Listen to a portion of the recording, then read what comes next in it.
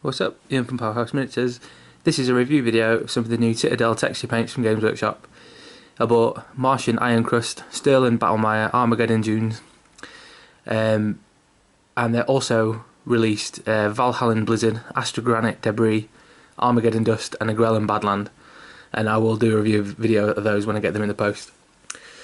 So I've done a comparison of the pre-existing Martian Ironearth, Stirland Mud and Agrellan Earth. They're all, the pre-existing texture paints, so you can see them side by side too.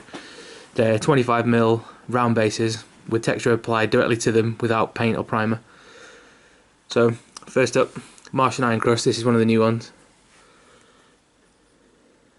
Let's get it to focus on there. There you go. So again, it's not the neatest thing you've ever seen, but there you go. So it's a lot thicker than Martian Ironearth. It's got a thick, grainy consistency which dries in a somewhat similar cracked pattern. So here's the Martian Ironearth.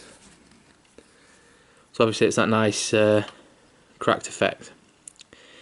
So on the left, these bigger pieces just there, where it was the thickest paint, they just began to crack.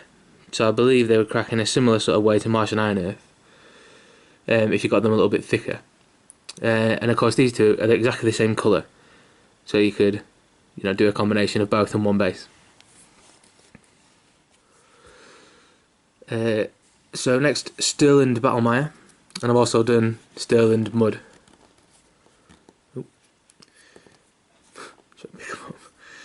So there you go, it's focusing. So as you can see, the Battlemire is much thicker.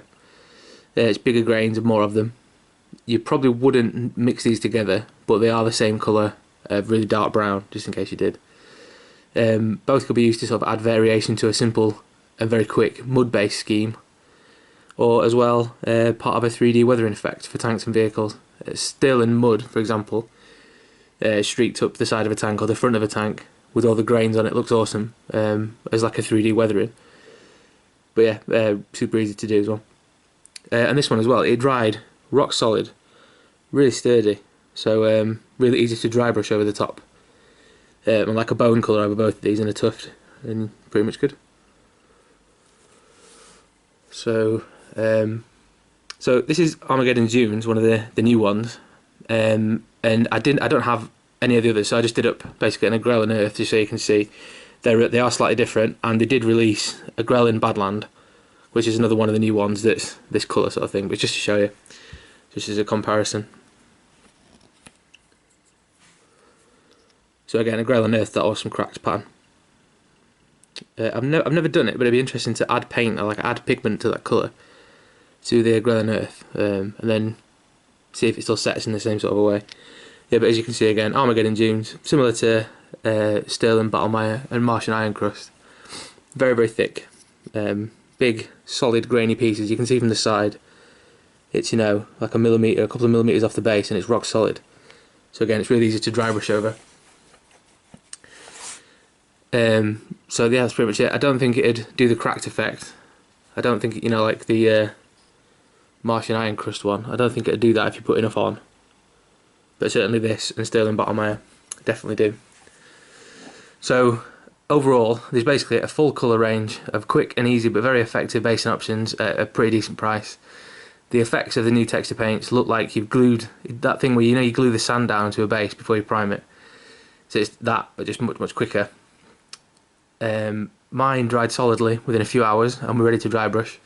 You could just add tuft or patch of grasses and really quickly have a decent looking base. You can only buy them in the large pots for $4.55 or $3.64 or something from the independent retailers if it's 20% off, like Element Games or something. But one of these pots will last you just ages, depending on how thick you use it, obviously. I bought one of the texture spreaders from Games Workshop and I didn't like it at all. It was best to use just an old brush, like an old dry brush or an old base brush, and just accept the fact you're going to damage the bristles. I think I could genuinely see myself using all of these paints at some point, and it's not very often I say that. And then the only negative that I can really think is if you got the effect and for some reason didn't like it, then you've spent almost a £5, but that's really searching for it, for something negative to say, because it's only a few quid. So that's it. Anyway, I really like them, and I'll be doing a follow-up video when I get the new ones. So you can find my commission painting page at facebook.com/powerhouse miniatures, and thousands of pictures on there for you to look through. And that's it. Cheers for watching.